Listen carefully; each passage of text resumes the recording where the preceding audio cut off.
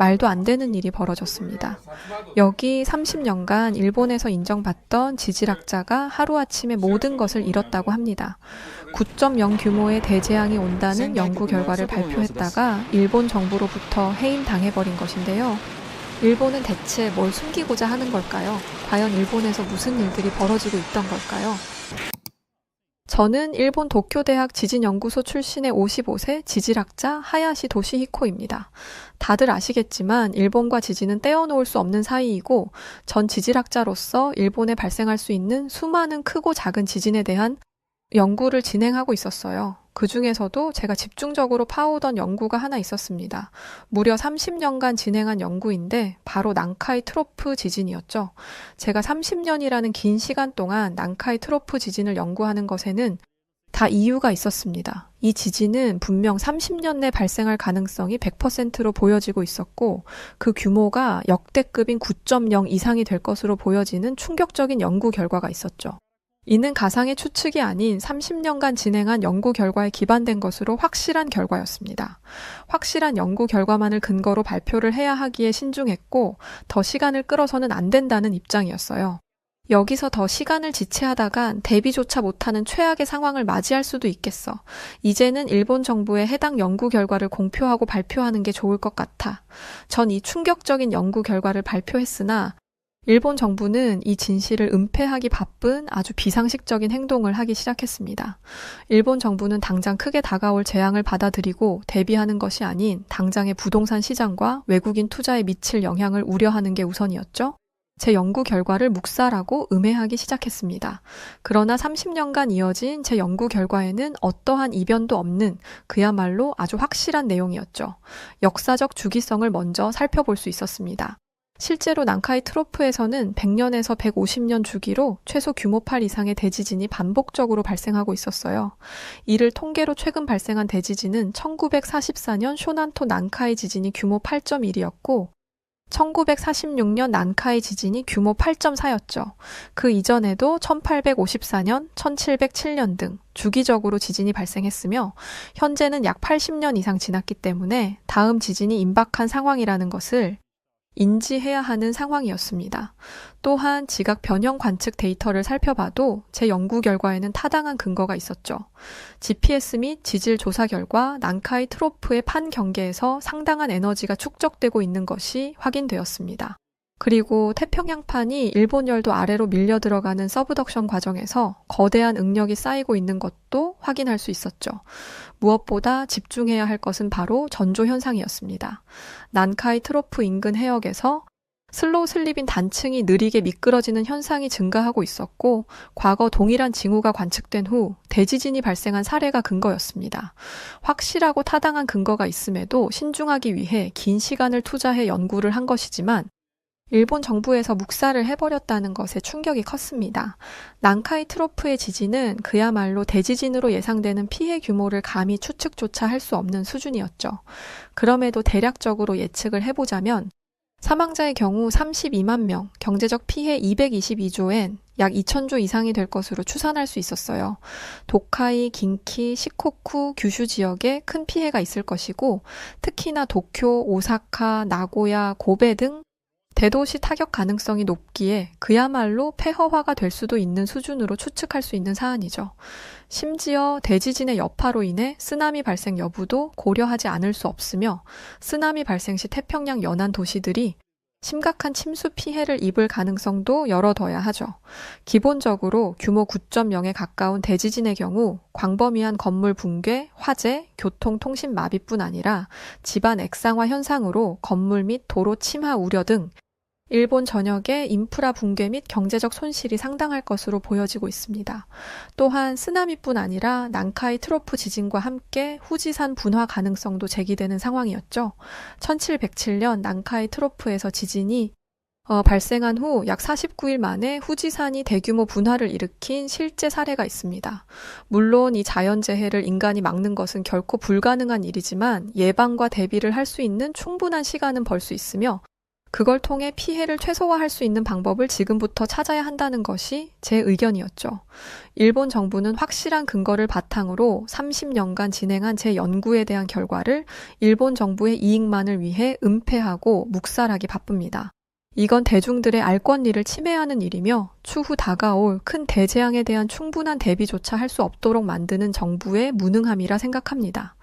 눈앞에 당장 벌어지지 않은 일이라고 태평하게 있을 것이 아니라 당장이라도 대피책을 마련해야 할 것입니다. 단순히 지진으로 그치지 않고 일본이 폐허화되며 나라 전체를 잃을 수도 있는 중대한 사안임을 고려해 주시고 제 연구 결과에 대한 목소리를 들어주시길 바랍니다. 전 다시금 심각성을 강조하며 목소리를 냈지만 결국 돌아온 것은 해직 처리였습니다. 제가 해직을 당한 것 자체가 아주 황당한 일이 아닐 수 없었죠. 긴 시간을 지질학자로 살아오며 나름 인정받는 위치에 있던 제가 연구 결과를 발표했다는 그 이유로 2번 다시 지질학자로 살아가지도 못하게 만드는 것은 말도 안 된다 생각했습니다. 전 자국에 대한 근심 어린 걱정과 다가올 미래에 대한 불안함을 대비하고자 하는 마음에 30년을 투자해 했던 연구였죠. 그러나 돌아온 것은 제 입을 막는 것, 그리고 2번 다시 목소리를 내지 못하도록 해직 처리하는 것이었습니다. 일을 하지 못한다는 것에 큰 자괴감에 빠졌고 이를 두고 동료들의 반응도 2가지로 나뉘었어요. 도시히코가 그간 지질학자로 낸 연구만 해도 몇 가지이고 어떤 위치에 있는 사람인 줄 뻔히 알면서 어떻게 하루아침에 사람을 해고할 수 있지? 본인들의 뜻에 어긋나고 거슬린다는 이유로 해고 처리를 할 수 있다니 정말 실망스럽다. 그러게 아직 당장 벌어지지도 않은 일인데 왜 그렇게 정부를 건드렸어? 우린 말 그대로 지질학자일 뿐이지 정부에서 멈추라고 하면 대중에게 비밀리에 우리들끼리 알고 넘어가야 할 것들도 있어야 하는 거 아니야? 적당한 타이밍에 알아서 발표를 했을 거라고 난 생각해. 이번 일은 아쉽지만 도시히코가 너무 성급했다고 생각해. 전 동료들이 뭐라고 하든 사실 들리지 않았습니다. 그저 제 연구 결과에 대한 심각성을 알아주길 바랄 뿐이었죠. 이미 해고 처리가 된 이상 이제는 이판사판이라며 전 개인 유튜브 채널을 오픈했고 제 채널이니 제 개인적인 의견을 담은 영상을 올리기 시작했습니다. 심적으로 많이 괴롭고 힘들었지만 이 시기에 제게 가장 큰 힘이 되었던 것은 바로 가족이었어요. 제 아내는 한국인이었고 저희 부부 사이에는 28살의 아들이 있었죠. 가족들은 제게 힘을 줬고 응원하며 유튜브 개설 역시 가족들의 도움으로 할 수 있었습니다. 분명 당신의 선택이 틀리지 않았다는 것을 나중에 일본에서는 알 거야. 그러니까 기죽지 말고 당신답게 늘 그랬던 것처럼 꿋꿋하게 의견을 냈으면 좋겠어. 진우가 알려준 것처럼 유튜브를 통해서 그동안 하고 싶었던 말들과 결과들을 공유하면 분명 많은 사람들이 주목하지 않을까? 맞아요. 아버지의 연구 결과에는 확실한 근거가 있고 이걸 집중하고 관심 있는 사람들이 분명히 있을 거예요. 심지어 그들이 아버지를 해고 처리한 것은 결과로만 놓고 봤을 때도 정말 어리석은 짓이었다는 걸 모두가 알아야 한다고 생각해요. 그렇게 가족들의 도움으로 유튜브에 하나둘 영상들을 올리기 시작했고 놀라운 일이 벌어졌습니다. 일본에서는 제 연구를 비판하고 음해했지만 유일하게 제 연구를 인정해주는 곳이 있었죠. 바로 한국 서울대 지질학과였습니다. 도시히코의 영상들과 그동안의 연구 자료에 대한 논문들을 아주 인상적이게 봤습니다. 도시히코 지질학적 연구를 매우 높이 평가하고 있어요. 저희와 함께 협업하여 독립 연구를 이어가 보시겠어요? 한국 서울대 지질학과의 좋은 제안을 받았고 무엇보다 제 연구를 인정하고 높이 평가해준다는 그들의 자세가 참 감사했어요. 그렇게 전 그들과 함께 협업을 하며 양심적인 독립 연구를 이어가며 제 유튜브도 운영했습니다. 전 제 채널의 도쿄는 유리성이라고 비판하는 영상을 게시했습니다. 도쿄는 그야말로 유리성이 따로 없습니다. 빈번하게 지진은 발생하고 있지만 실질적으로 대책도 없으며 강진이 발생했을 때 매우 취약한 구조적 문제를 가지고 있죠. 이로 인해 전력, 수도, 교통이 모두 지진의 단번에 마비될 수 있고 이건 시뮬레이션을 통해 보여드리겠습니다. 제 영상에는 단순히 의견으로 목소리를 내는 것이 아닌 늘 타당한 근거를 바탕으로 목소리를 냈으며 그에 따른 시뮬레이션 영상 등을 함께 보여드렸죠. 도쿄는 초고층 건물이 밀집된 초고밀도 도시이지만 강진이 발생하면 대규모 붕괴 위험이 존재하는 곳입니다. 현대식 빌딩은 내진 설계가 적용되었지만 여전히 기반 지반이 약한 지역이 많아 액상화 가능 지역이 많죠. 도쿄에는 1970년대, 1980년대에 지어진 내진 설계가 미흡한 건물들이 여전히 존재하고 있으며 이는 순식간에 무너질 건물의 취약점을 보여주는 꼴이었습니다. 그럼에도 불구하고 일본 정부는 도쿄의 내진 보강, 방제 인프라 강화 등 다양한 대응책을 마련하지 않으며 근본적인 해결책 선택 또한 어렵다는 것이 현실이었죠. 제가 도쿄를 유리성이라 표현한 것은 결코 과장이 아니라 현실적인 경고였고, 일본 정부는 도쿄의 내진 보강뿐 아니라 대피 인프라와 도시 재설계를 포함한 보다 근본적인 방제 대책 마련이 아주 시급한 상황이었습니다. 이어 전 일본의 재난 대응 시스템이 얼마나 취약한지를 한국과 비교 분석해서 직접 보여주는 것을 선택했어요. 일본은 세계에서 가장 지진이 많이 발생하는 나라이지만 재난 대응 시스템이 한국보다 취약한 부분이 너무도 많습니다. 일본과 한국의 재난 대응 체계를 정확히 비교하면서 일본이 상대적으로 어떤 부분들이 취약한지 알아보겠습니다. 일본은 한국에 비해 취약점들이 많았습니다. 그 중에서도 지진 대응 시스템을 먼저 보자면 내진 기준이 늦게 도입되어 1981년 이전 건축물, 즉 노후 건물이 많았죠. 액상화 위험 지역도 많기에 강진 발생 시 도로, 건물 침하 우려를 배제할 수 없고 긴급 경보 시스템이 있으나 2011년 동일본 대지진 때 일부 지역에서는 제대로 작동하지 않았습니다. 그에 비해 한국은 최근 신축 건물 내진 기준이 일본보다 더 엄격해졌다고 했죠. 또한 긴급 재난 문자가 일본보다 신속하고 전국 단위로 전달되어 확인 못하는 국민이 없을 정도의 정확성을 갖추고 있었습니다. 무엇보다 도심 대부분이 안반 지형이라 액상화 위험 자체가 낮았죠. 쓰나미 및 태풍 대응 시스템을 봐도 일본 2011년 동일본 대지진 당시 쓰나미 경보 시스템 지연 및 부실 대응의 이력이 있었고 후쿠시마 원전 사고로 인해 재난 발생 시 원전 관리가 취약하죠. 한국의 강점 중 한반도는 쓰나미 피해가 상대적으로 적고 원전 관리도 철저하다는 것과 태풍 피해 대비 체계가 상대적으로 우수하다는 것이었습니다. 세세하게 들어가면 하나하나 비교할 것이 많지만 큼직하게 가장 중요한 재난이 발생했을 때 정부 대응 속도도 비교를 했습니다. 일본은 재난 대응이 지방자치단체 중심으로 이루어져 중앙정부 대응이 늦은 편이고 2011년 동일본 대지진 당시 정부의 초기 대응이 미흡해 혼란이 발생한 것을 모두 아는 사실이었죠. 또한 구호 물품 및 대피소 운영이 원활하지 않아 이재민 피해가 증가하는 2차 피해도 늘 빈번하게 발생하곤 합니다. 그러나 한국 정부의 대응은 강점이 많았어요. 중앙정부가 재난 발생 시 직접 지휘하여 아주 신속한 대응이 가능하고 국가 재난 대응 시스템이 체계적으로 정리되어 있었죠. 또한 비상시 긴급 구호 물품 지원 속도가 일본과 비교할 수 없는 속도로 빠른 편이었습니다. 결국 일본은 지진이 많아 방제 시스템이 잘 갖춰진 것처럼 아주 보기 좋게 포장을 해뒀지만 현실적인 구조적 문제, 정부 대응 속도, 원전 관리 등에서 한국보다 매우 취약한 상태라는 것이 안타까운 현실입니다. 그럼에도 불구하고 일본 정부는 이를 개선하려 시도하지 않는 것이 더 큰 문제라 생각합니다. 전 지속적으로 현 문제를 연구하고 영상 업로드를 하며 시청자분들께 알릴 것입니다. 그렇게 전 제가 할 수 있는 최선을 다해 연구 결과 및 현재 일본의 문제점들을 적나라하게 제 채널에 올렸어요. 그 와중에 한국 서울대 지질학과와의 협업에도 소홀하지 않았습니다. 더 많은 연구를 위해 한국에 방문을 하게 되었는데 이게 저를 더 넓은 세상으로 인도하는 첫 걸음이 되었어요. 한국을 방문한 후 저는 서울의 최첨단 방제 시스템에 매우 감탄을 했습니다. 한국은 대단한 IT 강국이라는 이름에 걸맞게 최첨단 IT 기술과 빅데이터를 활용한 스마트 재난 관리 시스템을 응용해 아주 스마트한 방제 시스템을 구축하고 있었죠. 이를 통해 재난 대응 능력을 지속적으로 향상시키고 있었습니다. 특히나 지진, 홍수, 미세먼지 등 다양한 재난을 실시간으로 감시하고 대응하는 체계를 갖추고 있어 일본과 비교할 수 없는 수준의 강력한 시스템에 감탄했어요. 서울은 스마트 기술을 적극적으로 활용한 방제 시스템을 운영 중에 있었습니다.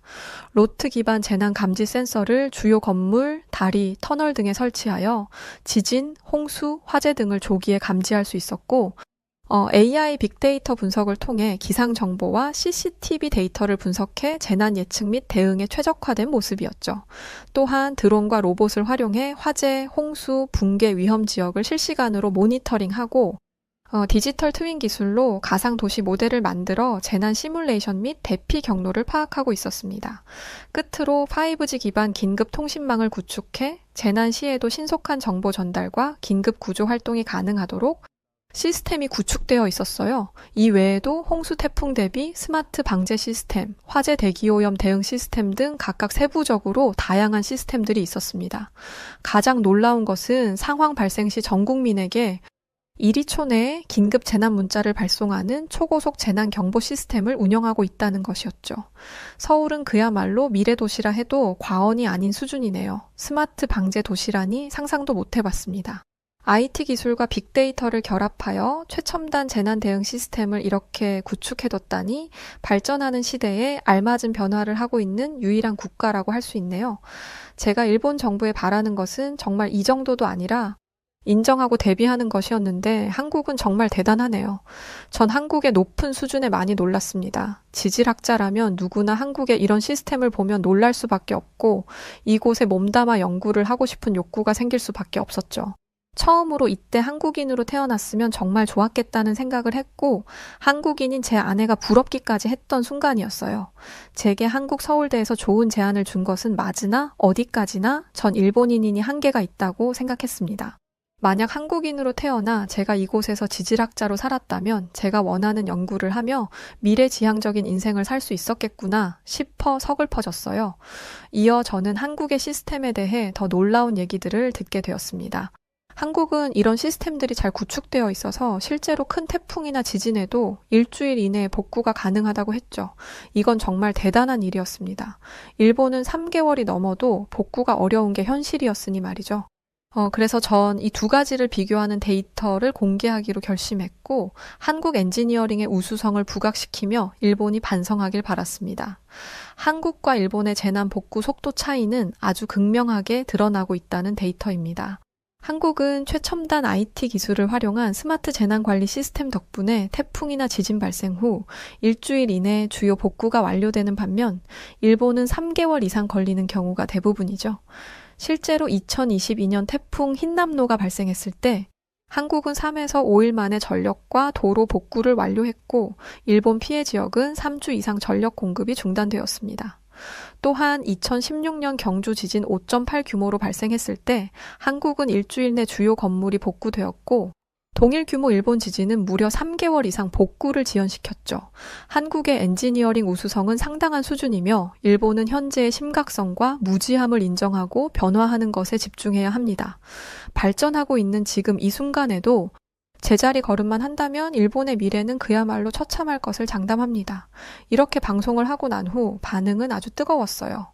이전에 제 말에 집중하지 않던 사람들도 점점 관심을 보이기 시작했고 이제야 비로소 제 목소리를 들어주는 사람들이 많이 생기기 시작했습니다. 그들은 일본과 한국의 현재 시스템적 차이가 어느 정도 수준인지 알기를 원했고 전 이 또한 아주 세세하게 분석해 전달했죠. 무엇보다 가장 심각한 것은 따로 있다는 말도 남겼습니다. 시스템적인 부분에서 타국보다 뒤처질 수 있습니다.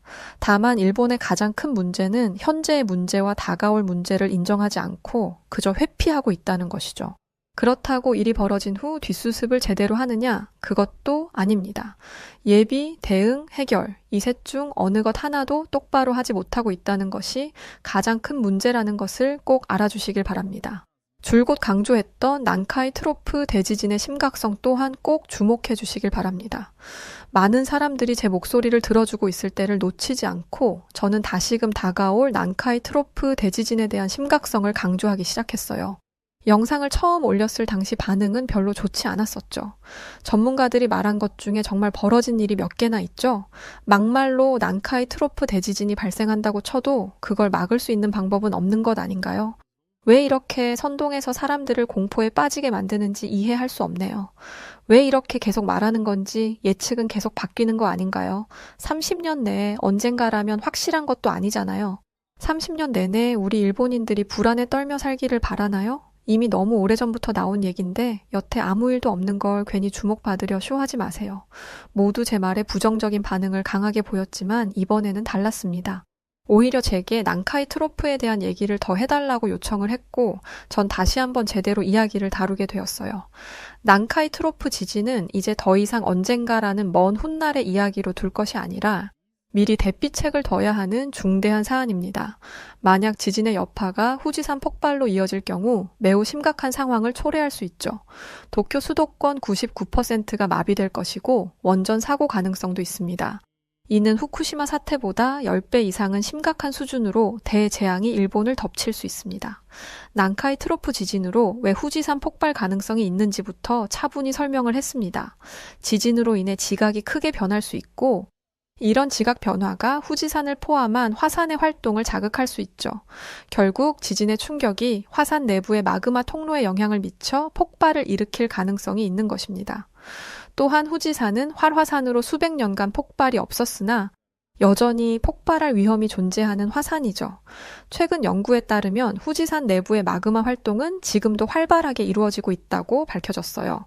한마디로 이런 후지산이 폭발한다면 화산재와 화염은 주변 지역을 완전히 뒤덮을 것이고 대기 오염뿐 아니라 기후 변화를 일으킬 가능성도 높습니다. 이로 인해 농업, 물자 공급, 인간 건강 등에 치명타를 줄 수 있죠. 더불어 후지산의 폭발이 해저 화산 활동과 연결될 경우 쓰나미를 발생시킬 것이고 상상할 수 없는 수준의 피해가 일본을 덮치겠죠. 전 이어 더 큰 문제는 지적했습니다. 애초에 난카이 트로프 지진만 발생한다고 해도 일본 정부는 이를 대응할 능력이 부족합니다. 그러나 지진의 화산 폭발까지 동시에 발생한다면 일본 전역에서 대피와 구조 작업은 매우 복잡해지죠.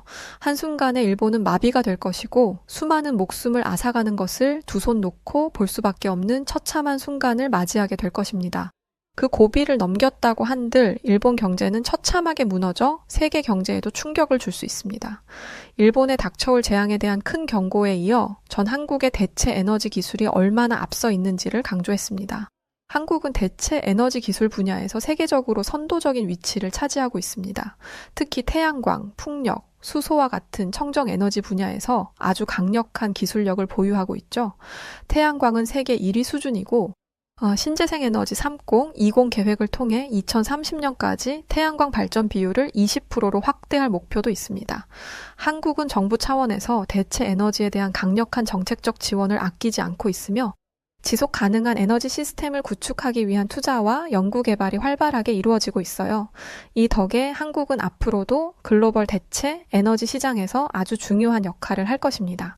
일본은 대체 에너지에 대한 기술력에 있어 내세울 것이 없지만 그에 비해 한국은 세계적으로 알아주는 기술력을 보유하고 있죠. 만약 큰 재앙이 온다고 한들 한국은 어떻게든 살아날 수 있는 방법이 너무도 많았습니다. 그러나 일본은 살아날 수 있는 방법이 없었죠.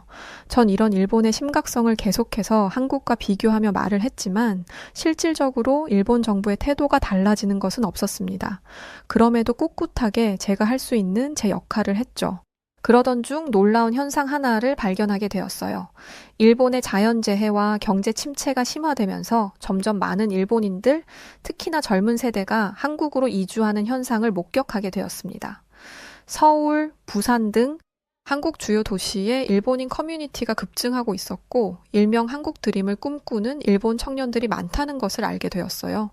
결국 일본 정부의 무능한 탓에 젊은 인재들을 한국에 놓치고 있다는 안타까운 현실을 마주해야 했고 전 한국 드림을 꿈꾸는 일본 청년들과 인터뷰도 하고 한국에서 성공한 사례들을 보여주며 현실의 심각성을 다시금 강조하기 시작했습니다. 현재 수많은 일본인들, 특히 젊은 세대는 일명 한국 드림을 꿈꾸며 한국으로 대거 이주하고 있습니다. 자연재해가 빈번하게 발생하는 일본은 재난 대응 시스템을 갖추고 있으나 최근 몇 년 동안 발생한 대형 자연재해에서 피해 복구가 지연되는 등의 문제로 신뢰도가 낮아졌죠. 결국 안전을 찾아 한국으로 이주를 떠나는 추세입니다. 또한 일본의 경제 성장률 저조, 저출산과 고령화 등의 문제로 장기 불황뿐 아니라 청년 실업률이 높은 반면에 한국을 포함한 해외에서 더 나은 취업 기회와 경제적 안정성을 찾을 수 있다는 것이 이유입니다. 이뿐 아니라 한국은 생활 수준과 편의성에서 높은 평가를 받고 있으며 특히 IT 인프라, 교통망, 문화적 매력 등이 젊은 세대에게 큰 장점으로 다가오고 있습니다.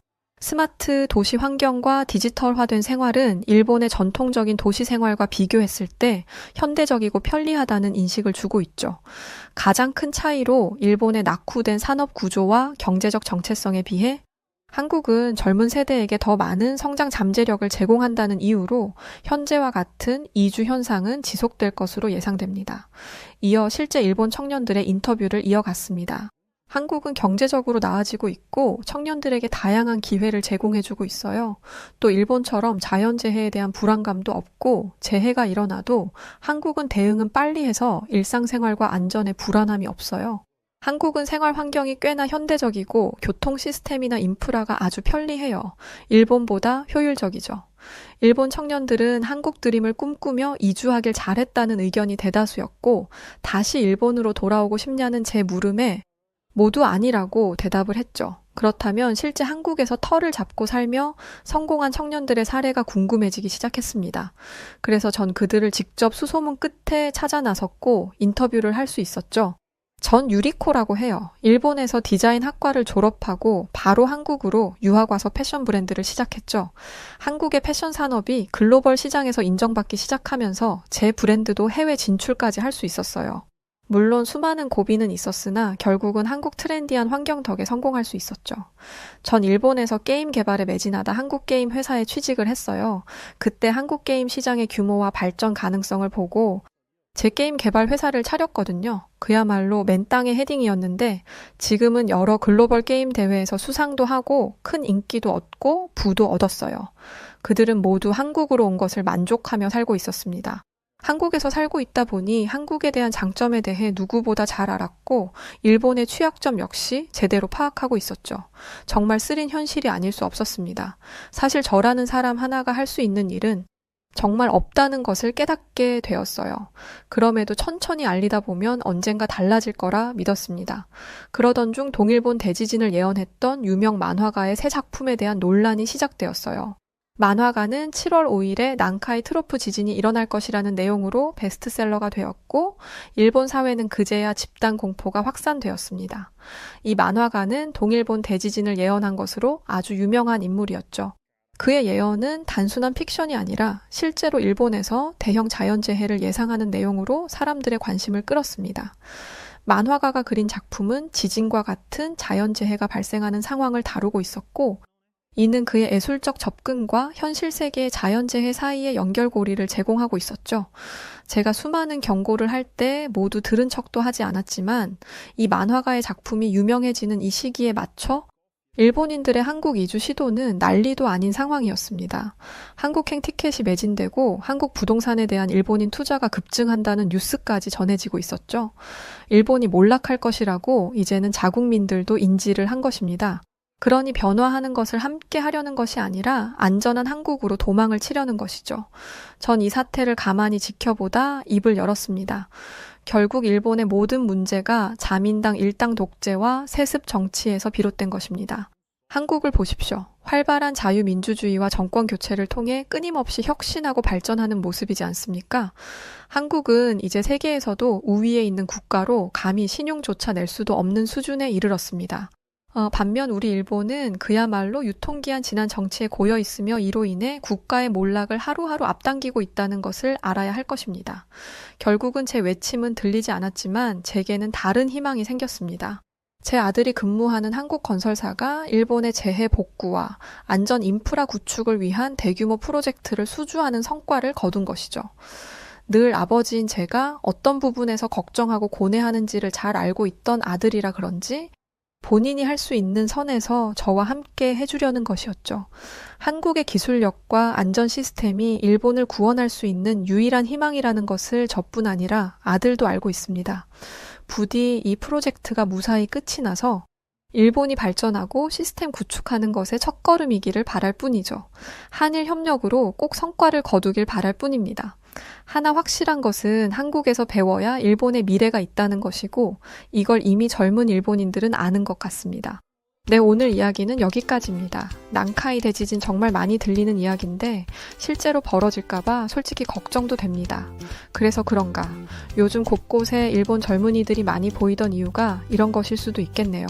자, 그럼 오늘 사연 어떻게 들으셨나요? 사연이 좋으셨다면 구독과 좋아요 부탁드립니다. 그럼 지금까지 사연을 전해드린 저는 여우튜브 송은지였고요.